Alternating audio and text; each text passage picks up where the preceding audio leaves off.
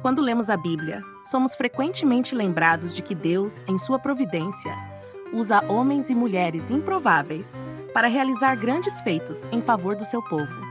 Quem não conhece histórias como a de José no Egito, Débora, Davi e tantos outros?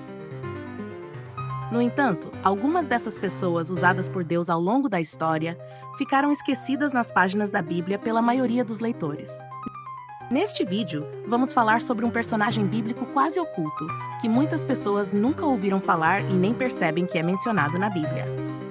Ele é citado muito brevemente no texto bíblico, e quando digo brevemente, é porque a menção realmente é curta.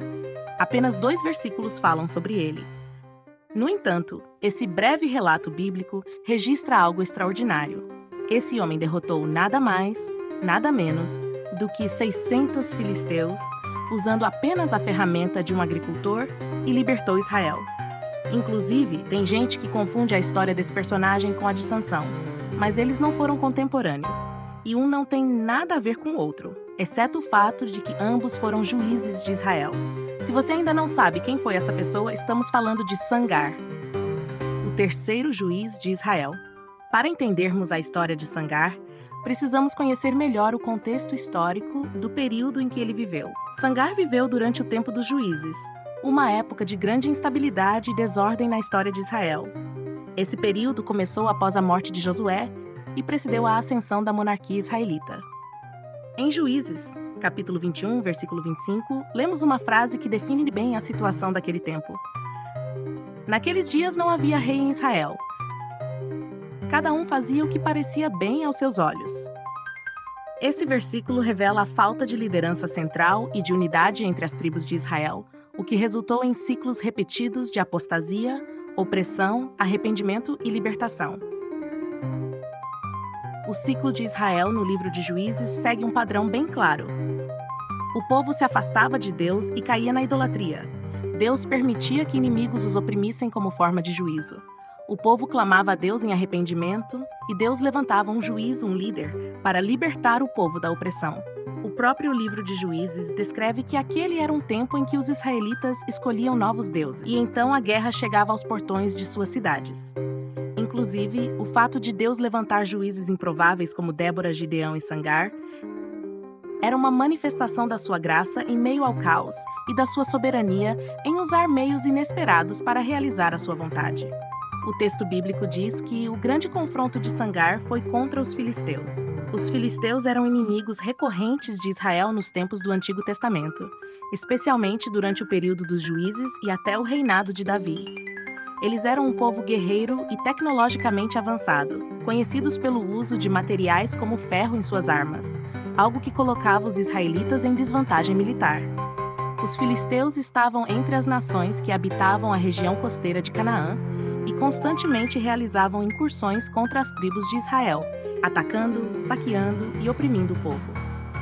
A opressão dos filisteus no tempo de Sangar pode ser vista como parte dessa guerra constante entre os israelitas e seus vizinhos pagãos. A falta de unidade entre as tribos de Israel agravava ainda mais a situação. Cada tribo tentava sobreviver por conta própria, e a cooperação entre elas era mínima, permitindo que os filisteus e outros inimigos se aproveitassem da vulnerabilidade do povo. Nesse contexto, Deus levantou Sangar como juiz entre os israelitas, um juiz singular em um período turbulento. Embora pouco se saiba sobre Sangar, parece que ele foi um juiz não tradicional. Ao contrário de outros juízes, como Gideão, Sansão ou Débora, a Bíblia não menciona que Sangar foi chamado por Deus de forma direta ou que recebeu instruções específicas para libertar Israel. Talvez isso tenha acontecido, mas realmente a Bíblia não registra.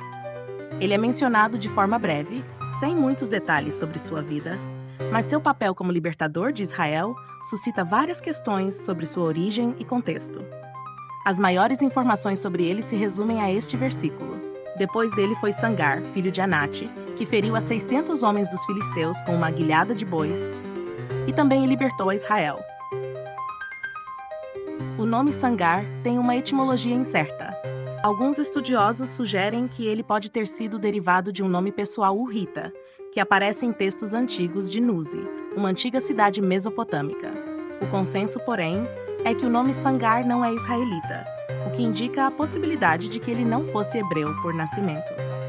A identificação de Sangar como filho de Anate não necessariamente se refere à linhagem de seu pai, como muitos nomes bíblicos sugerem, mas pode apontar para sua origem geográfica. Alguns estudiosos acreditam que ele pode ter vindo de uma cidade chamada Banati, que ficava no território da tribo de Naftali. Diante do fato de o texto bíblico não afirmar a origem étnica de Sangar, ou esclarecer sua filiação tribal de forma definitiva, alguns estudiosos propõem que Sangar poderia ter sido um cananeu, que de alguma forma foi incluído no serviço de Israel. Essa hipótese é defendida por quem observa que o nome Anate pode estar relacionado à deusa cananita da guerra, adorada em Ugarit e no Egito. No entanto, há dificuldades com essa teoria, especialmente porque seria estranho que um juiz e libertador de Israel estivesse associado a uma divindade pagã. É possível, contudo, que o apelido Filho de Anate tenha sido dado pelos próprios cananeus ou até mesmo por israelitas sincretistas, em função de sua reputação como guerreiro, significando algo como filho da batalha. Outra teoria plausível sugere que a designação Filho de Anate poderia não ser um nome pessoal ou a designação de um local, mas um título militar. Evidências egípcias e cananeias indicam que Filho de Anate pode ter sido o nome de um contingente militar do qual Sangar fazia parte, sugerindo que ele fosse um soldado mercenário. Independentemente de sua origem exata, o que sabemos é que Sangar viveu em uma época de grande opressão e insegurança. No Cântico de Débora, em Juízes capítulo 5, lemos que durante o tempo de Sangar, as estradas eram perigosas, as viagens eram interrompidas por saqueadores e muitas aldeias foram abandonadas, pois as pessoas preferiam buscar refúgio em cidades fortificadas. Esse clima de medo e violência refletia a pressão dos filisteus, que mesmo no início de sua presença na terra de Israel, já estavam interferindo no comércio e nas rotas de viagem. Então o texto sugere que Sangar enfrentava um inimigo organizado e perigoso. Mas mesmo assim ele tomou uma iniciativa corajosa e inesperada. Com uma aguilhada de bois, uma simples ferramenta agrícola com ponta de ferro, ele matou 600 filisteus em um ataque bem-sucedido.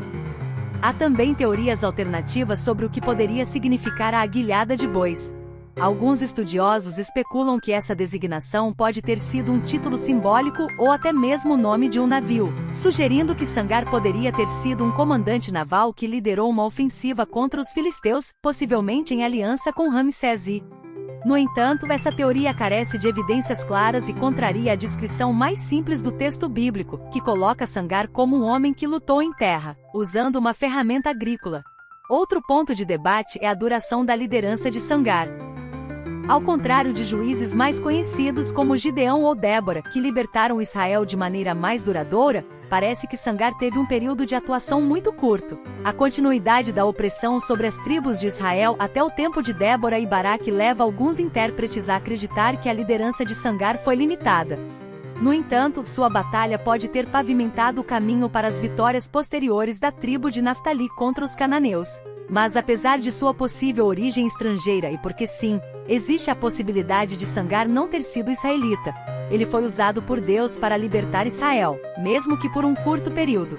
O que importa no relato bíblico não é tanto a etnia de Sangar ou as complexidades de sua designação, mas o fato de que Deus, em sua soberania, o levantou como um instrumento improvável para trazer libertação ao seu povo. Seja como for, o silêncio sobre a origem de Sangar e a descrição inusitada de uma aguilhada de bois como sua arma na batalha contra os filisteus tem levado muitos comentaristas bíblicos a sugerirem que Sangar não era um guerreiro de profissão, mas um homem simples, provavelmente um agricultor que vivia sob constante ameaça dos filisteus. Esta, inclusive, é a posição mais amplamente aceita, e se isso estiver correto, então a experiência de Sangar foi extraordinária.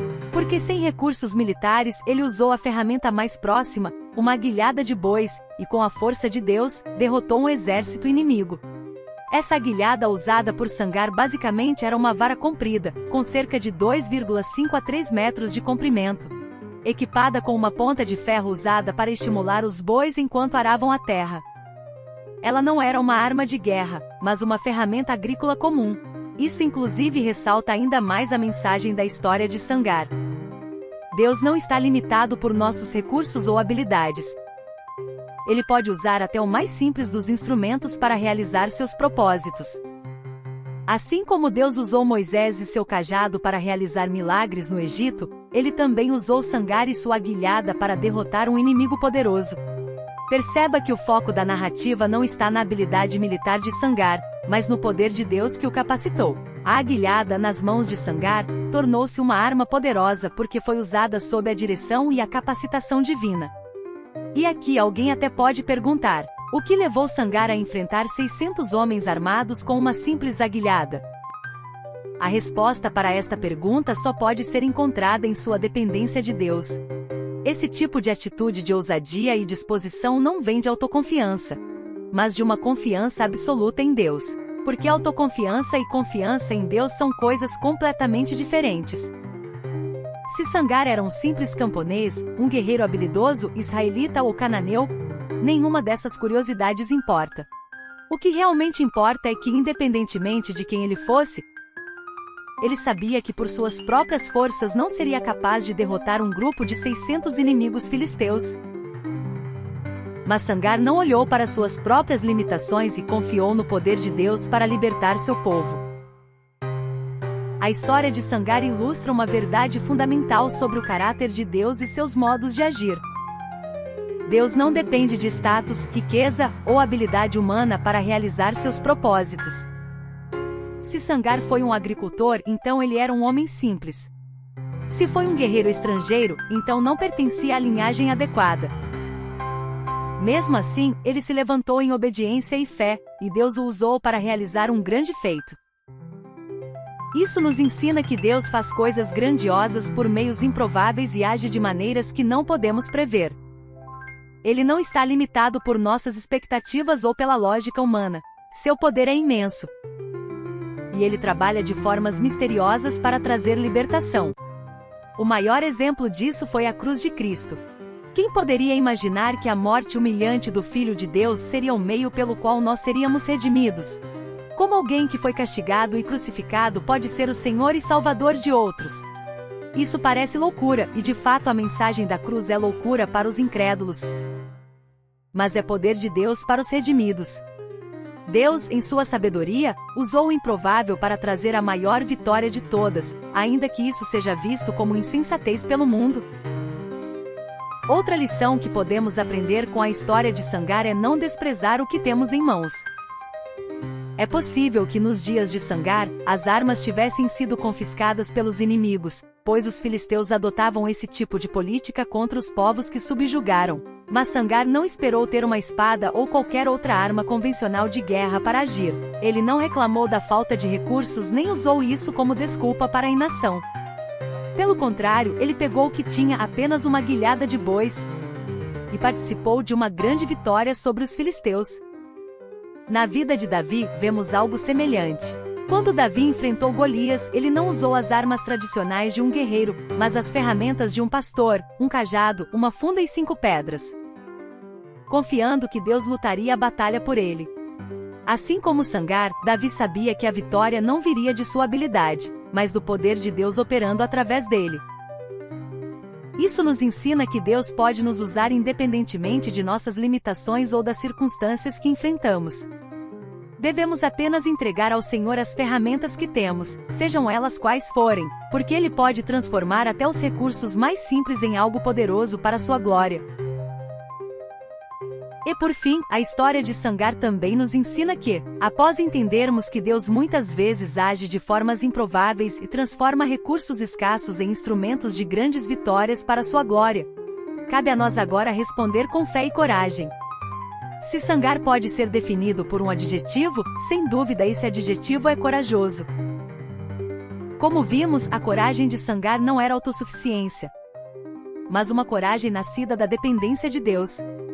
Quando algo precisou ser feito, ele não se escondeu. Humanamente falando, todas as chances estavam contra ele. Seus inimigos eram mais numerosos, poderosos e organizados, enquanto ele nem possuía uma arma profissional. Será que Sangar sentiu medo? Talvez sim, ou provavelmente sim, afinal ele era humano. Porém, a verdadeira coragem bíblica não é a ausência completa de medo, mas a disposição de agir com fé, mesmo quando se sente inadequado ou vulnerável. Na Bíblia, muitos dos grandes heróis da fé enfrentaram suas batalhas reconhecendo suas próprias fraquezas, mas sempre confiando no poder de Deus.